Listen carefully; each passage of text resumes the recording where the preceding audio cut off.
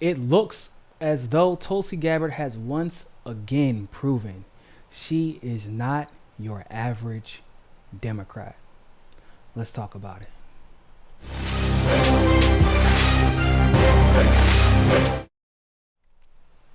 So, today, on Wednesday, December the 18th, 2019, at 11:55 a.m., legislation was introduced to move forward with impeachment proceedings. Now, there was a lot of speculation as to whether or not Tulsi Gabbard would actually vote in favor of the impeachment. Now, would her vote affect the outcome of the impeachment proceedings one way or the other? Nope, absolutely not. Nobody's naive. Nobody thought that. Nobody believes that. Okay. However, for her presidential campaign, it meant a lot. For where she stands in the eyes of progressives and populists, it meant a lot. From where she stood in the eyes of Trump supporters that are considering strongly voting for Tulsi in the general election if she managed to get back past this rigged primary election. It meant a lot. And today, she voted to abstain from voting on the impeachment proceedings. In other words, she has just chosen not to participate in this circus of a political theater, okay? Because that's all it is. It's a circus. It's political theater, and to be quite honest with you, it is an insult to our intelligence. I can't really say one way or the other whether or not, or like how strongly Tulsi feels about the decision that she made. All I can say is she made it very clear in the beginning when the inquiry started. She said, "I will support the inquiry." Why did she say that? And I told people then, I said, don't mistake her supporting an impeachment inquiry.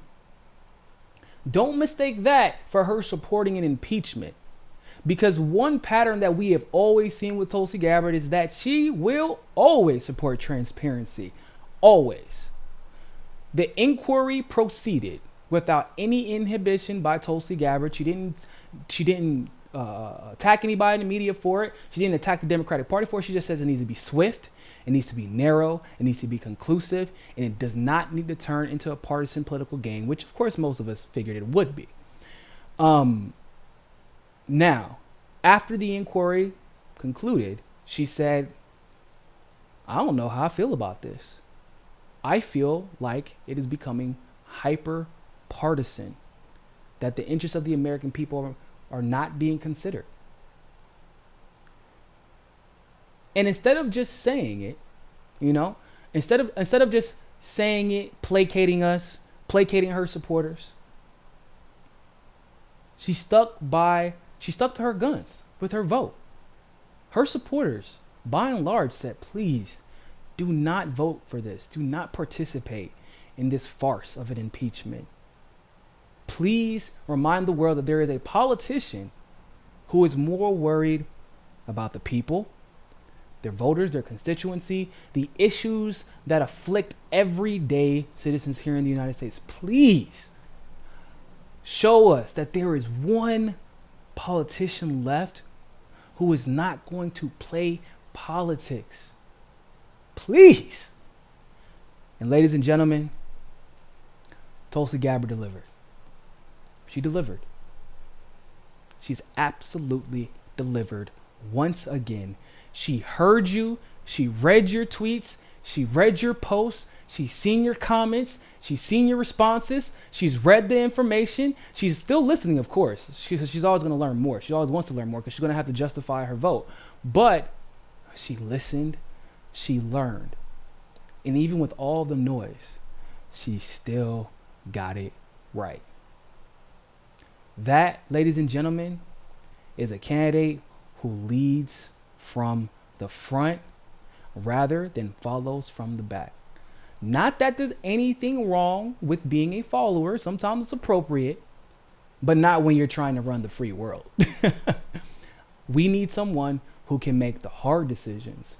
We need someone who can make the difficult decisions, that can stand up to their party and stand up to the system, even when all the arrows are being flung their way.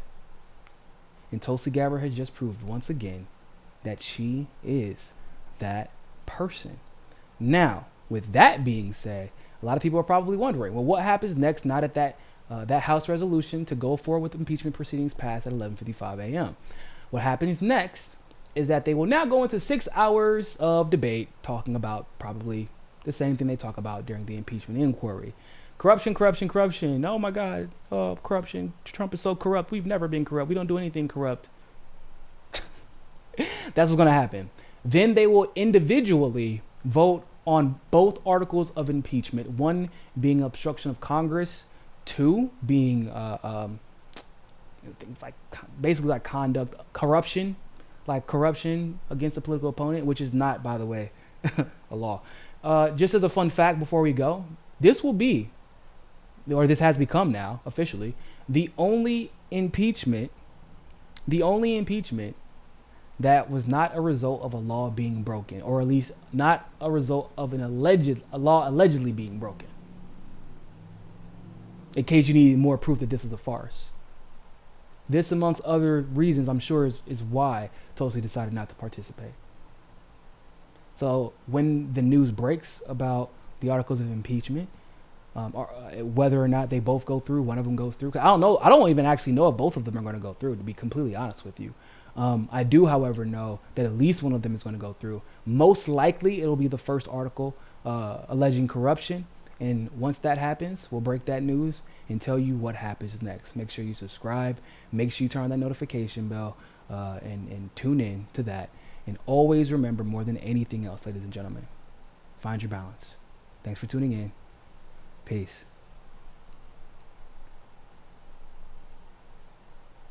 Don't forget to hit that subscribe button and hit that notification bell if you like that segment of Mikasa Sukasa. Of course, if YouTube is giving you trouble, as it always does, you can download the Rockfin app and follow us there.